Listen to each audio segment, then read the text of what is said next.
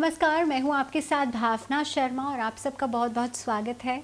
और जैसे कि आप जानते हैं कि मैं एस्ट्रोलॉजर हूँ, मैं वास्तु कंसल्टेंट भी हूँ। नमस्कार, स्वागत है आप सभी का। मैं हूँ आपके साथ भावना शर्मा और जैसे कि आप जानते हैं कि मैं एक एस्ट्रोलॉजर हूँ, मैं वास्तु कंसल्टेंट भी हूँ, मैं न्यूमरोलॉजी भी करती हूँ और मैं टैरो कार्ड रीडिंग भी करती हूँ। बात करूँगी आपसे आज आपके बच्चों के बारे में। कई बार ऐसा होता है कि बच्चों को, चाहे वो छोटी उम्र के हों या बड़ी उम्र के, कई बार एंग्जाइटीज़ हो जाती हैं। और आजकल क्योंकि कोरोना का समय चल रहा है और इस कोरोना काल में आपके करियर को लेकर के, ऑनलाइन क्लासेस को लेकर के एंग्जाइटीज़ इतनी ज़्यादा बढ़ गई हैं कि उनको कई बार बच्चे आपस में डिस्कस नहीं कर पाते, बच्चे पेरेंट्स से डिस्कस नहीं कर पाते।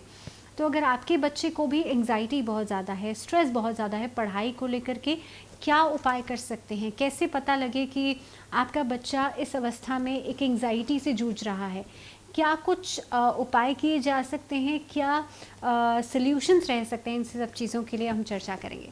तो सबसे पहले आपको क्या करना है, देखिए, मानसिकता का बहुत ज़्यादा गहरा कनेक्शन है चंद्रमा के साथ। चंद्रमा की स्थिति के बढ़ने और घटने की स्थिति जो होती है वो काफ़ी हद तक डिसाइड करती है कि आपके अंदर इमोशनल डिसबैलेंस किस तरह से रहेगा।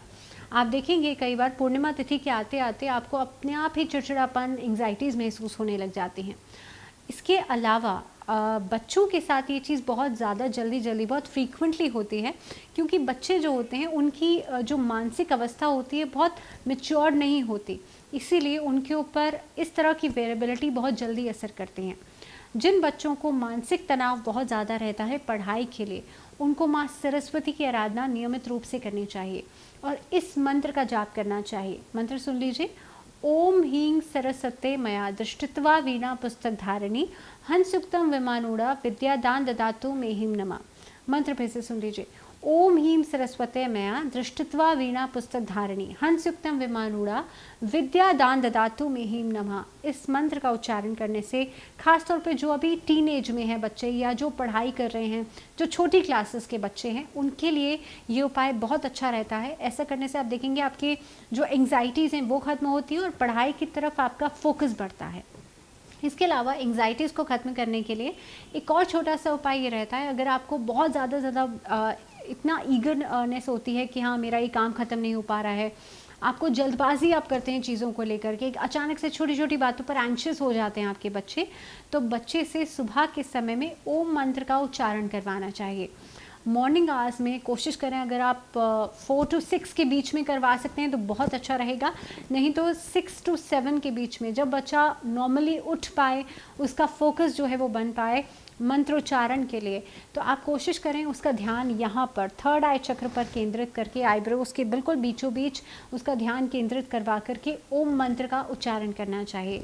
जिस समय पर ये उपाय कर रहा हो उस समय पर कपड़ों का रंग जो है वो ऑफ वाइट या बिल्कुल लाइट कलर के कपड़े वो पहने, ताकि, क्योंकि रंगों का प्रभाव भी हमारे ऑरा के ऊपर पड़ता है, ताकि डार्क कलर्स जो हैं वो उसके मेडिटेशन के प्रोसेस को बहुत जल्दी प्रभाव ना डालें। तो इसीलिए उसको ऑफ वाइट कलर के कपड़े या फिर लाइटर शेड्स जो है आप ज़रूर पहनाएं। इसके अलावा जैसे मैंने आपसे शुरुआत में कहा था कि चंद्रमा का बहुत गहरा कनेक्शन होता है।